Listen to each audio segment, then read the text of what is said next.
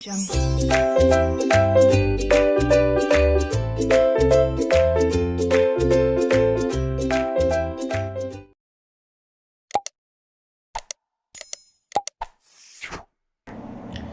hello everyone. So, welcome back to my channel. So, this is my channel, and you can subscribe to this channel to get various classes of paper 1 and paper 2, commerce and management for NTA UGC NET, 11th and 12th standard commerce subjects, BCom, MCom, BBA, MBA, all these topics. इसके अलावा you can also find me on Unacademy. I am a verified educator at Unacademy. Unacademy पे आप मुझे अदिति विनोद आर्या के नाम से follow कर सकते हैं। मैं एनटीए यूजीसी नेट कैटेगरी में पढ़ाती हूँ and there are various special classes going on Unacademy. अगर आपको नहीं पता, so these are the special classes going right now, you can attend those. और कल से मतलब from 24th we will be starting with research aptitude PYQs 2020 and research aptitude summary, so don't miss and join telegram channel to get the updates. Telegram channel का नाम है learning to learn 2017. Apart from this, Unacademy पे अभी right now this is going on. अगर आप net subscription अभी purchase करते हैं तो अगर आपने 6 मंथ्स का सब्सक्रिप्शन लिया है तो 2 मंथ्स आपको एक्स्ट्रा मिलेंगे, और 12 मंथ्स का सब्सक्रिप्शन लिया है तो 2 मंथ्स और एक्स्ट्रा मिलेंगे। So make sure you join. अगर आप प्लस या आइकॉनिक सब्सक्रिप्शन लेना चाहते हैं 31 जुलाई से पहले लेने का बहुत ज्यादा फायदा है आपको, and you can use Aditi live referral code to avail 10% discount. इसके अलावा you can also follow me on various platforms like LinkedIn, Twitter, Facebook and Instagram for various updates. So make sure you join the classes and let's start the topic today.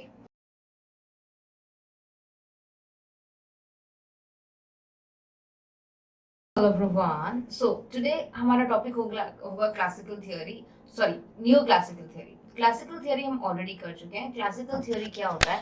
Classical theory is the old theory और traditional theory, जिसे हमने बहुत अच्छे से देखा। और classical theory में हम लोगों ने मेन चीजें देखी, machine theory, scientific theory and functional theory. अब मशीन थियोरी के जो मेन प्रोमिनेंट है या जो मेन प्रोफेसर जिन्होंने मशीन थियोरी पे काम किया वो थे मैक्स वेबर सर। उसके बाद साइंटिफिक थियोरी की हमने बात की जो एफडब्ल्यू टेलर सर ने बोला था, और जिसमें हमने 5 डिफरेंट प्रिंसिपल्स पढ़े थे। फंक्शनल थियोरी, जिसे हम प्रोसेस थियोरी भी कहते हैं, जो यूनिवर्सली एप्लीकेबल है, वो हेनरी फ्योल सर ने दिया था, और हेनरी फ्योल सर ने 14 प्रिंसिपल्स ऑफ मैनेजमेंट दिया था। अब आपको समझने के लिए इसका जो हम न्यू क्लासिकल थियोरी करेंगे तो आपको क्लासिकल थियोरी का सारांश समझना पड़ेगा ताकि आप न्यू क्लासिकल थियोरी समझ पाओ। अब आपको बहुत सिंपल तरीके से बताती हूँ। मशीन थ्योरी में मैक्स वेबर सर ने ये कहा कि एम्प्लॉइज बहुत सेल्फिश होते हैं, वो सिर्फ मनी के लिए काम करते हैं, मनी उनको मोटिवेट कर सकता है, इकोनॉमिक टर्म्स में ही वो मोटिवेट होते हैं, एक्सेट्रा। फीलिंग्स, एम्प्लॉइज का वेलफेयर, उनके बारे में उन्होंने कोई बात नहीं की। साइंटिफिक थ्योरी में एफडब्ल्यू टेलर ने बहुत सारे एक्सपेरिमेंट किए। एक्सपेरिमेंट के बेसिस पे टाइम स्टडी, मोशन स्टडी, ये सारी स्टडी आई है पिक्चर में, बट इसका भी कोई रिजल्ट मतलब यू कैन से इसमें भी ये नहीं बोला गया कि एम्प्लॉय का बेनिफिट देखना चाहिए, एम्प्लॉय का ग्रुप देखना चाहिए, एम्प्लॉय की फीलिंग्स देखनी चाहिए, नहीं। यहाँ पर एफिशिएंसी की ही ज्यादा बात की गई। अब हम फंक्शनल थ्योरी पे जब जाते हैं तो हेनरी फ्योल ने एडमिनिस्ट्रेटिव मैनेजमेंट पे ज्यादा जोर दिया कि हमें ये सारे फंक्शंस करने चाहिए, जिसमें कुछ हद तक एम्प्लॉयज का बेनिफिट भी था। अब हम जब क्लासिकल से न्यू क्लासिकल थ्योरी में जाएंगे तो क्लासिकल थ्योरी की जो भी लिमिटेशंस थी वो हम पहले करेंगे ताकि हमें समझ में आए कि न्यू क्लासिकल थ्योरी शुरू कहाँ से हुआ है। सो न्यू क्लासिकल थ्योरी को शुरू करने से पहले हम लोग एक बार क्लासिकल थ्योरी की डीमेरिट्स या उसके नेगेटिव पॉइंट्स देख लेते हैं। उससे हमें पता चलेगा कि क्लासिकल थ्योरी किस तरह, न्यू क्लासिकल थ्योरी किस तरह आई है। सबसे पहले यहाँ पर मैं हाईलाइट कर रही हूँ डीमेरिट्स ऑफ फंक्शनल अप्रोच या demerits of classical theory entirely. This theory considered self universal theory. ये क्लासिकल थ्योरी की डीमेरिट्स न्यू क्लासिकल थ्योरी में दिए हुए हैं, यहां से शुरू करते हैं। चलो, due to the shortcomings of classical theory. अब क्लासिकल थ्योरी की शॉर्टकमिंग्स क्या थी? And specially neglecting the human value को बाकायदा नेग्लेक्ट किया गया। The new approach was developed and emphasized upon the human factor which came to known as neoclassical approach, क्योंकि classical approach में बहुत सारी कमियां थी, खामियां थी और उनको हमें खत्म करना था। तो उसी में हमने क्या किया, हमने उसी को बेटर बनाने के लिए उस थियोरी के नेगेटिव पॉइंट्स को कंसिडर किया और ये देखा कि उसके नेगेटिव पॉइंट्स हमें खत्म करने हैं। ठीक है, this theory is known as neoclassical theory as it includes all the aspects of the focus of classical theory, which focused upon functioning and structure and the scientific management of the organization. The neoclassical theory emphasized upon human values which were not considered by classical theory. तो यहाँ पर neoclassical theory में नया जो था ना, वो human values था जो classical theory में बिल्कुल consider नहीं किया गया। The neoclassical theory, through research and experimentation upon human values, tries to add certain new elements. कुछ नए elements आते हैं neoclassical theory में, which were not included before. The organization after classical theory did not produce a positive results. Classical theory की वजह से कोई positive result निकल कर नहीं आया और dissatisfaction था among employees. मतलब एम्प्लॉइज कभी भी सेटिस्फाई नहीं हो पाए, इसलिए हम लोग क्या लेकर आए, न्यू क्लासिकल थियोरी। अब न्यू क्लासिकल थियोरी जैसे अभी मैंने आपको बताया कि क्लासिकल थियोरी में हमारे पास मशीन थियोरी है जो मैक्स वेबर सर ने दिया है, साइंटिफिक थियोरी है जो एफडब्ल्यू टेलर सर ने दिया है, फंक्शनल थियोरी है या प्रोसेस थियोरी जो हेनरी फ्योल सर ने दिया है। वैसे ही नियो क्लासिकल थ्योरी के भी तो कोई ऑथर्स होंगे जो जिन्होंने नियो क्लासिकल थ्योरी को बनाने में कंट्रीब्यूशन दिया होगा। यस, तो वो कौन कौन है, वो मेन 3 पर्संस हैं। उन तीनों के नाम है, the first is Elton Mayo. Elton Mayo sir बहुत फेमस है फॉर हिज हॉथरॉन एक्सपेरिमेंट्स जो उन्होंने किए थे और उसकी फाइंडिंग्स के लिए। सेकंड कर्ट लुवन सर और थर्ड है जॉन ड्वे। तो ये तीनों लोग, इन तीनों पर्संस ने या इन तीनों थियोरिस्ट ने नियो क्लासिकल थ्योरी को जन्म दिया है। So Elton Mayo was the main theorist who was known as father of neo classical theory. They provided many new principles in classical theory. John Dewey, Kurt Lewin were the 2 theorists who supported the work of Elton Mew. तो इन तीनों ने identify किया the weakness of classical theory और उसके basis पे उन्होंने conclude किया कि आपको कुछ वेरिएबल्स मिसिंग थे, जो वेरिएबल्स आपको अभी कंसीडर करने चाहिए। वो ये है 3 वेरिएबल्स।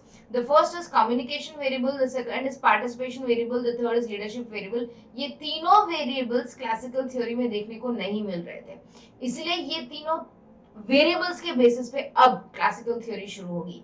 यहाँ पर एल्टन म्यो ने सबसे ज्यादा फोकस किया on causes which are essential for efficiency in the organization।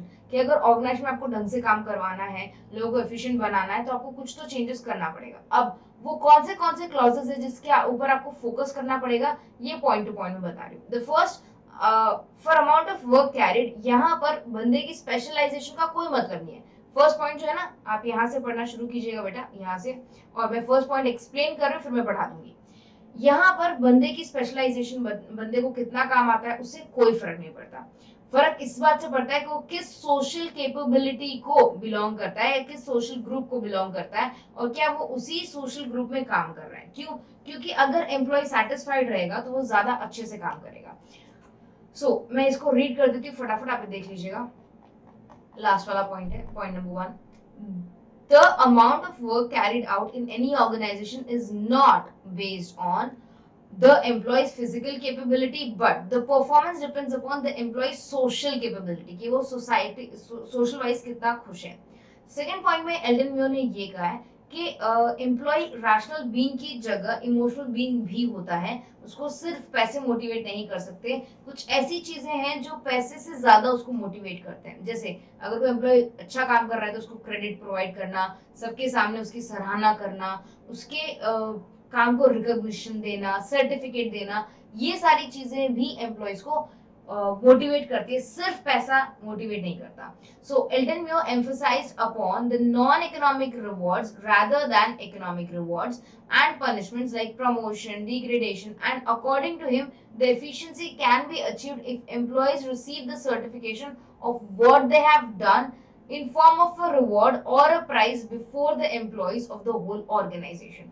तो यहाँ पर ये ही इंक्रीज करता है आपका मोटिवेशन, अगर एम्प्लॉय को प्रॉपर क्रेडिट मिले, उसके काम की सराहना हो, उसके काम को क्रेडिट मिले, रिकॉग्निशन मिले, ये इकोनॉमिक मोटिवेशन से ज्यादा मोटिवेट करता है. थर्ड, एल्टन म्यो ने सजेस्ट किया कि specialisation of labour and division of work कोई तरीका नहीं है एफिशिएंसी को इंक्रीज करने का, जबकि क्योंकि एम्प्लॉय एक सोशल बीइंग है तो वो ग्रुप में रह के ज्यादा अच्छा काम करेगा, इंडिविजुअल में रह के नहीं. स्पेशलाइजेशन और डिवीजन ऑफ लेबर का कोई मतलब नहीं रहेगा अगर एम्प्लॉय अपने ग्रुप में खुश ना हो तो. Elton Mayo emphasized that employees in the organization also shows their reaction to the group or in the group. अब हर एक ऑर्गेनाइजेशन में दो टाइप के ग्रुप्स होते हैं, फॉर्मल ग्रुप्स और इनफॉर्मल ग्रुप्स. फॉर्मल ग्रुप्स वो ग्रुप्स होते हैं जो ऑर्गेनाइजेशन की हायरार्की में होते हैं, top level, middle level, bottom level. Informal organisation दो लोगों के बीच में सेम हैबिट्स होने की वजह से या कॉमन चीजें होने की वजह से, फ्रेंडशिप होने की वजह से डेवलप होता है. एंड हियर व्हाट हैपेंस, यहाँ पर क्या होता है कि उन दोनों का रिलेशनशिप ऐसा बन जाता है कि एक ग्रुप फॉर्म कर लेते हैं. अब सारे एम्प्लॉइज उसी ग्रुप का हिस्सा बनना चाहते हैं और जो भी उस ग्रुप में है वो उस ग्रुप से नहीं निकलना चाहते, क्योंकि वो उन्हें सोशल सेटिस्फैक्शन देता है, सोशल सिक्योरिटी देता है. और यहाँ पर एम्प्लॉय रिएक्ट करते हैं ग्रुप में, इंडिविजुअली नहीं, ग्रुप में रिएक्ट करते हैं, तो वो ज्यादा इफेक्ट करता है एक कंपनी को. So on the basis of all this research, the human theorist considering the whole organization as a social system, in these social organizations the human element should be considered important. यहाँ पर सबसे ज्यादा जो change हमने देखा वो देखा दो चीजों में, एक तो ह्यूमन एलिमेंट और एक सोशल सिस्टम में. अब इसी को मैं आपको, ये जो भी है इन्होंने इसको दो इंपॉर्टेंट फैक्टर्स में डिटरमाइन किया. The first is there should be a notion in the organization that it should be analyzed not on technical or functional but as a whole. मतलब organization को as a social system मान के हम लोग काम करेंगे. और when the organization is analyzed on social terms under the process, the group behavior of employees should be understood. तो group behavior किससे बनता है? human variable से. अब इसका conclusion क्या है? conclusion में मैं ये कह सकती हूँ कि जो नियो क्लासिकल थ्योरी है, मैं यहाँ पर लिख देती हूँ आप लोगों के लिए, आपको समझ में आए ऐसे. सो जो नियो क्लासिकल थ्योरी है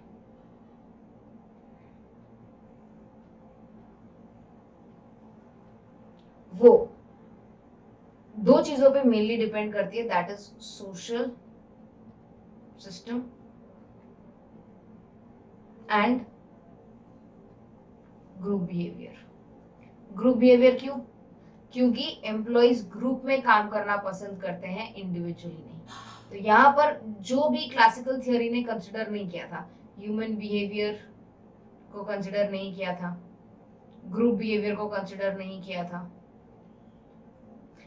नॉन मॉनेटरी बेनिफिट्स को इग्नोर किया था, ठीक है, और बहुत सारी चीजें, तो ये सारी चीजें अब यहाँ पर कंसिडर होने लगी है जो पहले नहीं होती थी. यही नींव है फॉर नियो क्लासिकल थियोरी. अब जब हम नेक्स्ट मिलेंगे तो मैं आपको समझाऊंगी कि नियो क्लासिकल थियोरी के मेरिट्स क्या हैं, डीमेरिट्स क्या हैं, और नियो क्लासिकल थियोरी किस चीज पे ज्यादा फोकस करती है. तो हमारे लिए अब जब नेक्स्ट लेक्चर होगा तब हम उसमें फीचर्स करेंगे और फिर उसके आगे हम मेरिट्स और डीमेरिट्स, उसके एडवांटेजेस और डिसएडवांटेजेस करेंगे.